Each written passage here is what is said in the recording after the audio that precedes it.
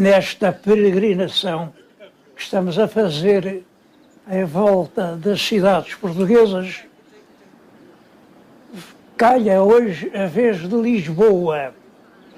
Toda a gente sabe onde é Lisboa, mas mesmo pessoas cultas, ou que supõem que o são, ignoram os pontos fundamentais da história da capital. Eu vou tentar fazer um sumário, mas prefiro já que é muito difícil resumir mais de 1000 anos de história em poucos minutos de conversa.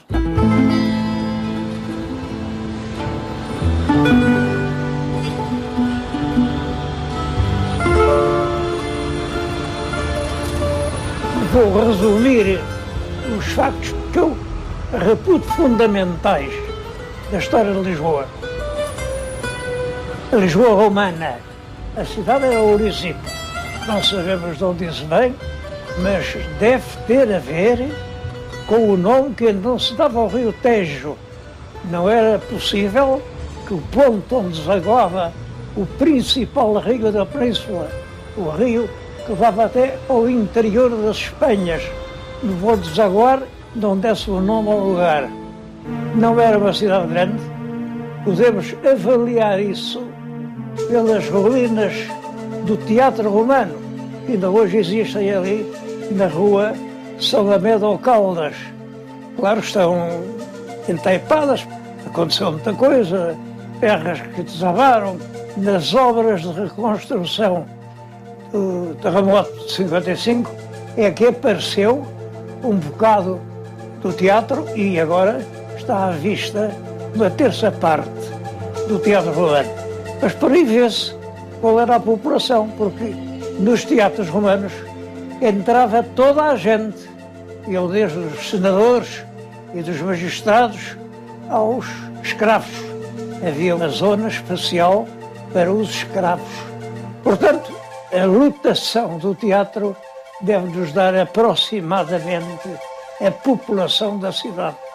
E isso tem sido calculado entre 3.500 e 5.000 habitantes. É muito pouco, claro. Hoje é a população de uma aldeia.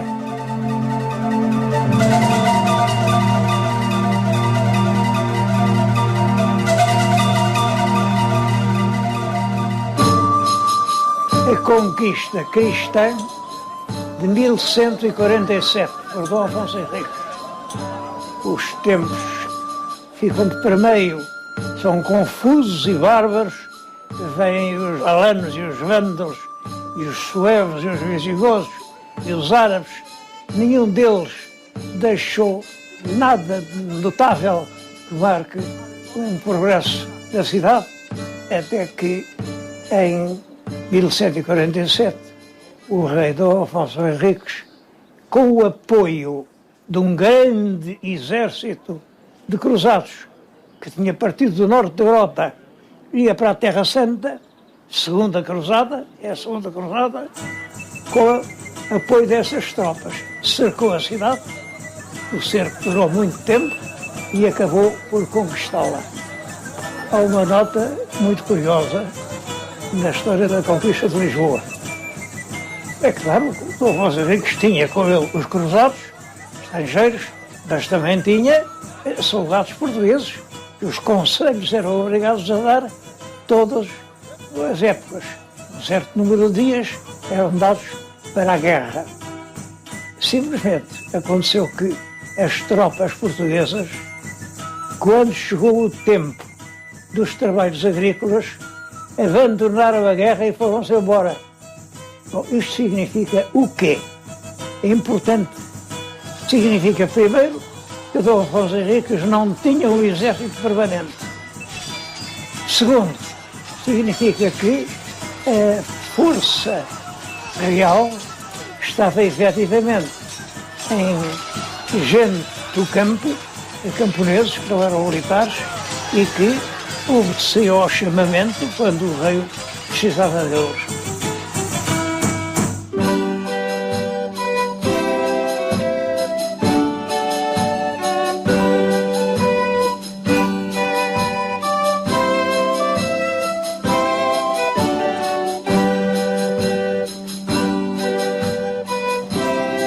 a conquista de Lisboa pelo Conde de Bolonha, futuro rei Dom Afonso III, foi incumbido pelo Papa de governar o país em face da situação caótica que aqui se tinha instalado.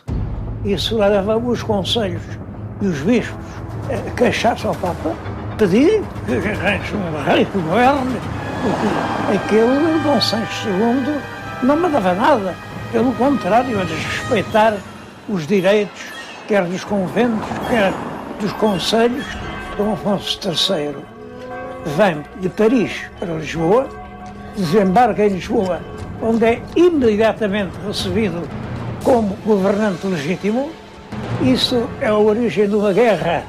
As tropas de Dom Afonso III, cidade a cidade, palmo a palmo, vão reconquistando o país até que o Dom Sancho II é obrigado a ir embora, a fugir, vai para Toledo, onde morreu pouco depois. Lisboa torna-se então a verdadeira capital do reino. Capital no sentido de que era aqui que o rei residia mais frequentemente, era aqui que tinham sede os serviços públicos, altos tribunais, era aqui que estava a corte, pode-se dizer. A partir de então, Lisboa progride rapidamente. Esta revolução foi interpretada por Alexandre Herculano como uma intriga dos bispos contra o bom rei Dom Sancho. Penso que ele, o grande historiador, enganou-se completamente. Todos os documentos que nós temos mostram que é uma queixa do povo, das classes sociais, contra um governo que efetivamente não está a servir o país, em que realmente o Estado é substituído. O antigo Estado de Dom Sancho é um Estado românico por um novo Estado, um Estado gótico de Dom Afonso III.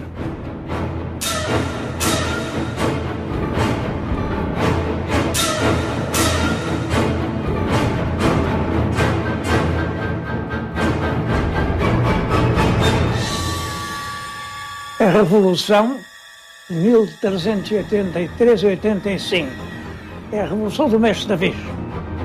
Tem imensas e evidentes semelhanças com a Revolução do Bolonhês, com a Revolução de 1248. Realmente, a nobreza tinha tomado uma atitude, tinha decidido solenemente que a sucessora do trono seria a princesa Dona Beatriz, filha do rei, mas o povo entendeu o contrário, entendeu que não podia ser e escolheu para seu caudilho o mestre David, que veio a ser Dom João I. Esta sobreposição, vontade popular à vontade aristocrática dos grandes, é uma característica constante da história medieval portuguesa. Com a nova situação, há uma mudança completa.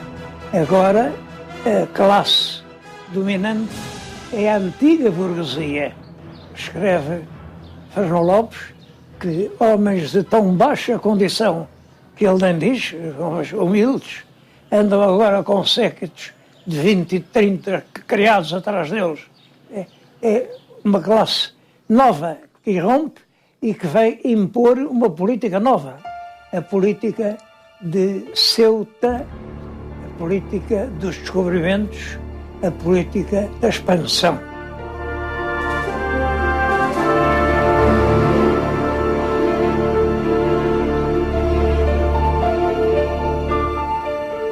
O que se passa é que a Ordem de Cristo, que era a sucessora dos antigos templários, e os templários eram os encarregados da guerra no mar contra os mouros, da guerra dos corsários, a Ordem de Cristo, sob a direção do infante Dom Henrique. Muda de rumo, abandona essa preocupação anticorsária e dedica-se agora à tarefa de descobrir terras novas. Rapidamente chegamos à Ilha da Madeira, às Ilhas dos Açores, Cabo Verde, São Tomé, Golfo da Guiné, a pequena casa lusitana, como dizia Camões, rapidamente transforma-se num grande mundo. Em África tem marítimos assentos. Na Ásia é mais que todas soberana. Na quarta parte nova, América, os campos ara. E se mais mundo houvera, lá chegara. Com a expansão, Lisboa assume um outro aspecto. Primeiro, novos monumentos surpreendentes. É a glória manuelina, o renascimento rendilhado da pedra, a Torre de Belém, à entrada do Tejo, como quer dizer, aqui é Portugal. É o caso dos Jerónimos, que estão ligados à Torre. A Torre é, em parte, para defender os terrenos dos Jerónimos de assaltos de corsários, que nessa altura ainda são frequentes. Nas letras é a publicação desse livro extraordinário, que são os Lusíadas. São também as décadas de João de Barros, que são uma das obras-primas da nossa literatura. É um mundo novo, um mundo de glória que nasce para Lisboa.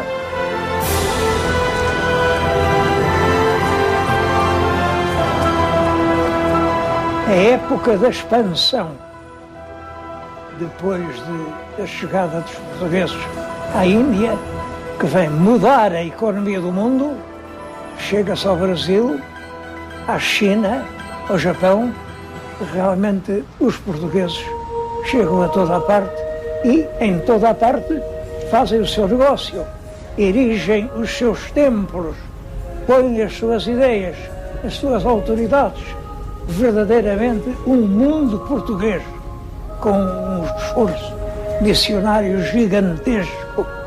Simplesmente nas últimas décadas do século, um rei tonto leva Portugal ao suicídio, que é Alcácer Quibir. A totalidade do exército, a totalidade, não escapou ninguém. Foi ou morto ou prisioneira, ninguém voltou a Portugal. O rei até se lhe perdeu o rastro, fez depois uma translação de um cadáver maltratado. E disseram, olha, este é que era o Dom Sebastião. Não há certeza disso. E Portugal fica de repente sem rei, sem lei, sem sucessor no trono, sem dinheiro, sem exército, sem nada. É um período terrível. O cardeal Dom Henrique se esforça por manter a independência nacional, mas em vão, e segue-se em 1580 a época do período filipino. Esse domínio vai durar 60 anos, até 1640. Lisboa conhece um período de decadência, a corte está em Madrid, os fidalgos estão na aldeia, é a corte na aldeia de que fala Rodrigues Lobo, o pavor das fogueiras da Inquisição, que matam muita gente, é um período sombrio. Mas é também nesse século que 40 fidalgos fazem um acordo e, no golpe do dia 1º de dezembro de 1640, expulsam os governantes que estão por conta dos Filipes, impõem uma monarquia portuguesa com um príncipe português, o Duque de Bragança passa a ser rei de Portugal, Dom João IV, e com isso iniciam uma guerra enorme, uma guerra de 28 anos, uma guerra contra forças imensamente superiores, mas onde o patriotismo do povo português consegue levar a melhor. E Castela tem que reconhecer a independência de Portugal. Entretanto, não se interrompeu a ação colonizadora portuguesa na América e na Ásia. Na China cria-se a cidade de Macau. Da América vem a notícia da descoberta de jazidas de ouro. O século XVII tem um novo elemento de progresso. Recebíamos as remessas de ouro do Brasil, que chegam todos os anos e que criam os recursos que tornam possíveis as reformas de Dom João V, de Dom José Marquês de Pombal.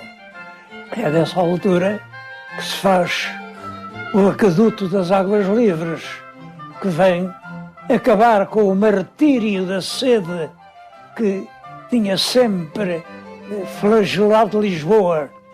Faz-se nessa altura o edifício de Mafra, o maior existente em Portugal.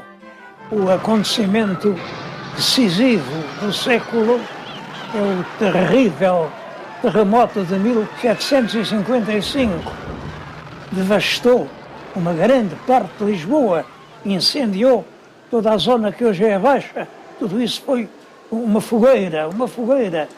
E Pombal iniciou o projeto de uma reconstrução moderna. Em vez das travessas e pátios medievais que formavam a Baixa, agora são largas ruas onde cabe todo o trânsito, onde se situa todo o comércio e que hoje continuam a funcionar plenamente. É a Baixa. A Baixa é o testemunho dessa obra pombalina.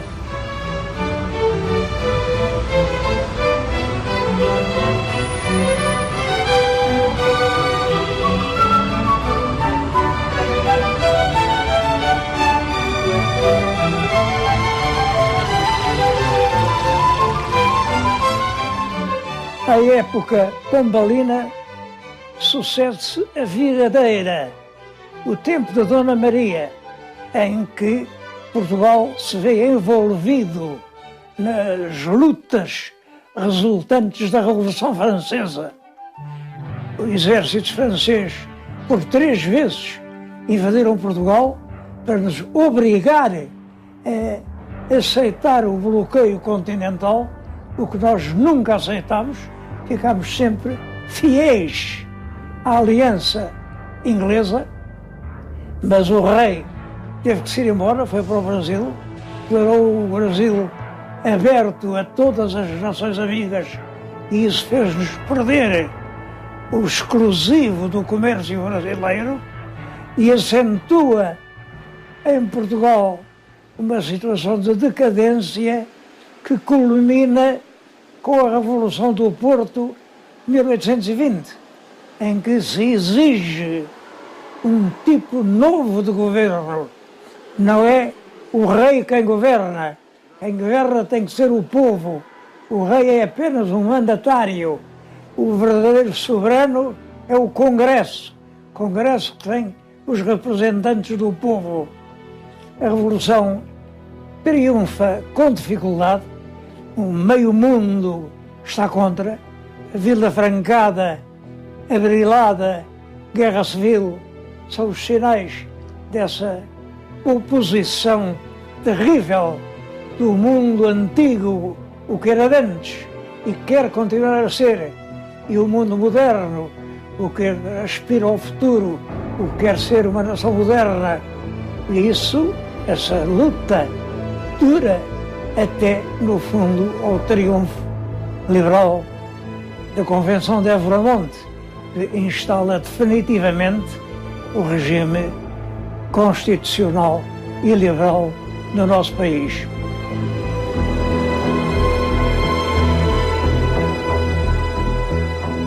As primeiras décadas de liberalismo são agitadas, uma luta constante entre cartistas e vintistas, entre a esquerda e a direita do novo regime.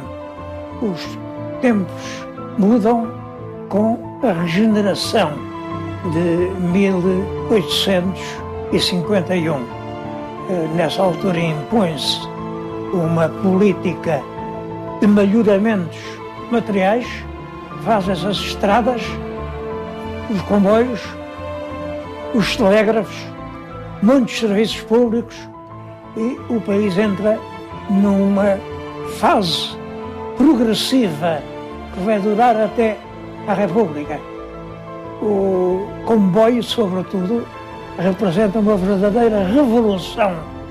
Os produtos agrícolas, que antigamente ficavam nas suas terras, são agora trazidos até Lisboa, onde se concentra o trigo e a panificação, de onde se exporta o azeite e o vinho, e que fica o centro económico do país, o centro também de importação e de exportação, e tudo isso cria o alegre século XIX dos teatros, da ópera, dos cabarés, o século dos desportos, que vai culminar com a proclamação da República em 1910. Com a República instalam-se, no fundo, três regimes. A Primeira República, a República Democrática, a Segunda República, o Estado Novo, e a Terceira República, que é esta em que estamos a viver. A Primeira República é marcada pela entrada de Portugal na Grande Guerra. Uma entrada dura para nós, caríssima. A Segunda República são quase 50 anos de estabilidade política, de manutenção de um regime sem grandes alterações, uma Constituição nova, de 1933. A Terceira República é instalada pela Revolução de 25 de abril de 1974 e é esta cujas instituições estamos ainda a viver. Eu tentei resumir a história de Lisboa. O senhor telespectador também cá está, também conhece os lugares, conhece os tempos, pode completar isto a seu gosto.